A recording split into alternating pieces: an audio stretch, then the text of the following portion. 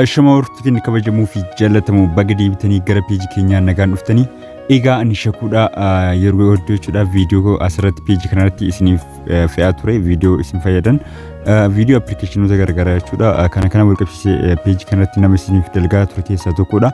Egaa guyyaa har'aas badhaasa nuti qaanaa pireesirratti ji'aan qopheessaa ture akkasuma namoonni hedduun mo'ataniis jiru ammas gara fuulduraattis carraan banaadha jechuudha.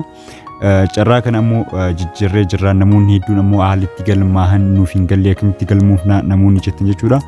Appilikeeshinii keessa iddoo kamii arganna namoota nuuf jettaniif appilikeeshinii akkamitti akka buufattanii fi akkamitti akka galmooftan isinitti mul'isaa jechuudha. Egaa badhaasni kun hanga marsaa 5ffaatti jechuudha ji'aan kan ture jechuudha. Ji'aan kan baasaa turre amma immoo guyyaa 10 goonee jirra. Qarshii 5,500 guyyaa 10 goonee jirra jechuudha. Ji'a keessatti yeroo sadi qarshii 10,500 baasii goona jechuudha.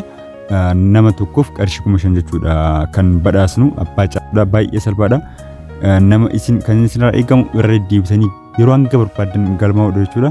Namni tokko yeroo 100 ol galmaa'uu danda'a carraa isaa bal'ifachuu ni danda'a. Haala kanaan akkamitti akka galmooftan isinitti mul'isa hanga xumuraatti na wajjin tura. Dursa appilikeeshinii Play Store namni hundinuu silkii irraa ni qaba. As keessa buufannaa jechuudha appilikeeshinicha.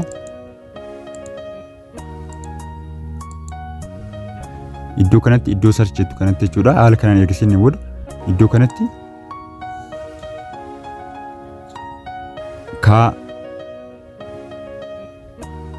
kana press jennee barreessinaa jechuudha. Kana press erga jennee barreessinee booda kunoo inni dhufaa jechuudha appilikeeshinii asirratti nu baasa jechuudha. Isuma kana search goonaa jechuudha. Yeroo haala kanaan search goonu kunoo logoon isin Facebook page keenyatti beektan sun kan website keenyaa jechuudha.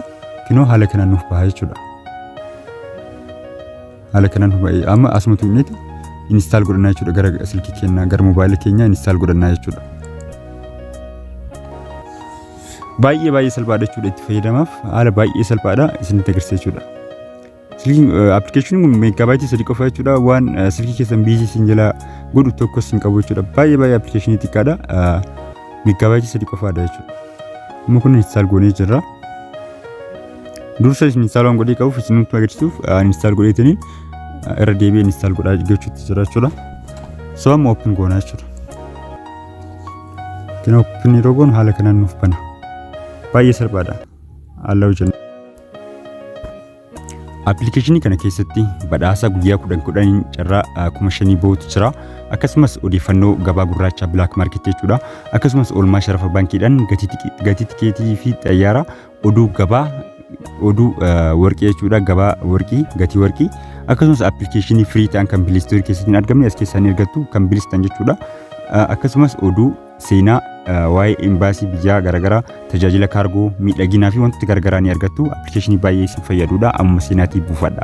Wantoota garagaraatu as keessatti argama jechuudha. Appilikeeshinii kana keessatti appilikeeshinii haala gaariidhaan hojjetamedha jechuudha. Baay'ee akka isin mijatutti appilikeeshinii hojjetamedha. Appilikeeshinii kana amma seenaatii daawunlood godhadha. Baay'ee isin fayyada jechuudha. Tole gara badhaasaatti yeroo deemnu erga haala kanaan seennee booda install goonee erga haala kanaan seennee booda iddoo kana tuqnaa jechuudha. Iddoo tuqaa 3 kana tuqnaa jechuudha. Iddoo meenuu kana.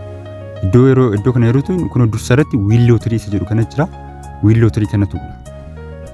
Kanoo akkuma sitti argitan jechuudha erga haala kanaan nuuf bane booda galmaa badhaafamaa jedha qarshii 5,000 badhaasni kun marsaa kanatti birrii 5,000 yoo ta'u guyyaa 10 kan bahudha. Irra deddeebi'aa galmaa carraa keessan bal'ifadhaa carraa gaarii isin hawwina jedha. Namni tokko si'a iddoo irra deddeebi'ee galmeessuu ni danda'a jedha. Kun description isaati jechuudha kun appilikeeshinii kan barreeffame. Sanbooda iddoo kanatti jechuudha. Iddoo kanatti maqaa keessan kan galmeessitanii asitti amma fakkeenyaaf ani maqaa kiyya galmeessaa jechuudha. Kan asitti isin galmeessitan maqaa keessan lakkoofsa bilbilaa fi biyya amma keessa jirtan qofa jechuudha. Shakuu jedhanii asitti 9 51 3 9 4 32 jedhan jechuudha. Kun lakkoofsa kooti.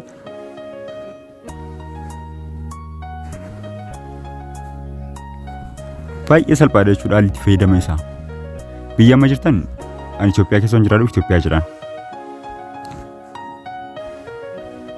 Kunoo haala kanaan. Sanbooda submit goona jechuudha as gabbaa iddoo kanatti jechuudha submit goona. galmooftanii jirtu amma deddeebi'aa galmaa'edha. Ammas iddoo bulee kana tuqna jechuudha. Iddoo magariisa kana iddoo halluu bulee qabu kana tuqna jechuudha. Ammas irra deebitanii yeroo barbaadan haala kanaan galmaa'uu dandeettanii jechuudha. Baay'ee salphaadha. Lakkoofsa bilbilaa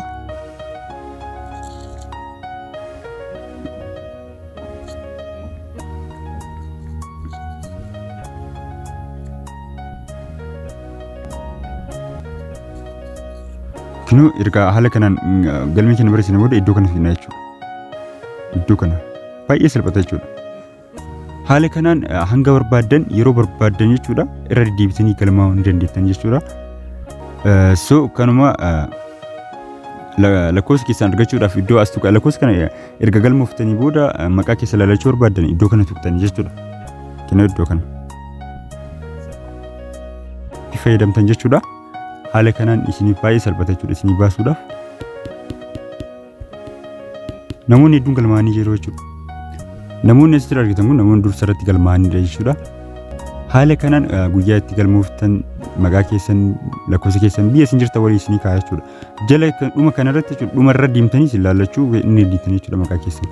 Baay'ee salphaadha appilikeeshiniin kun baay'ee jechuun haalli itti fayyadama isaa haalli galmeen isaa baay'ee salphaadha. Bifuma kanaan amma badhaasni kun erga calqabee har'i guyyaa lammaffaa akkas sadaffaa isaati jechuudha. Isinis hanga guyyaan kun irra deddeebi'aatti galmaa guyyaa badhaasni bahu peejii keenya irratti ni maxxansina.